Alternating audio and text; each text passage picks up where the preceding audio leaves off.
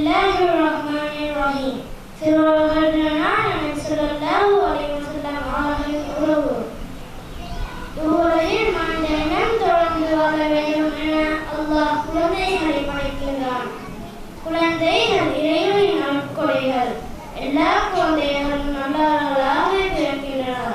குழந்தைகள் நல்லவராகவும் கெட்டவராகவும் அவர்கள் இருக்கும் சூழல், குடும்ப நிலைமை, பழகும் நண்பர்கள் போன்ற காரணங்களால் தீர்மானிக்கப்படுகின்றது.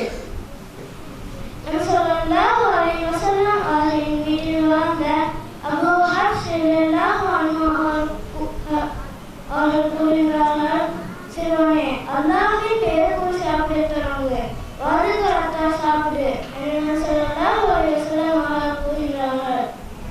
சிறுவர்கள் நேசிக்கப்பட வேண்டியவர்கள். ஆகவே அவர்களை அவர்களாக வளர வேண்டும்.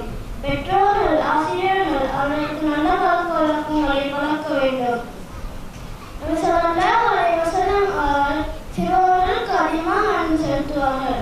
அவர்களுக்கு சலாம் கூறுவார்கள், வாகனத்தில் ஏற்றிச் செல்வார்கள், தலையை தடவிடுவார்கள், அவர்களுக்கு நல்ல வழக்கங்களை வளர்க்குவார்கள். அவர்களின் உரிமை மீது நடக்குமாறு உபசித்துள்ளார்கள். சிறுவர்களுக்கு அன்பு காட்ட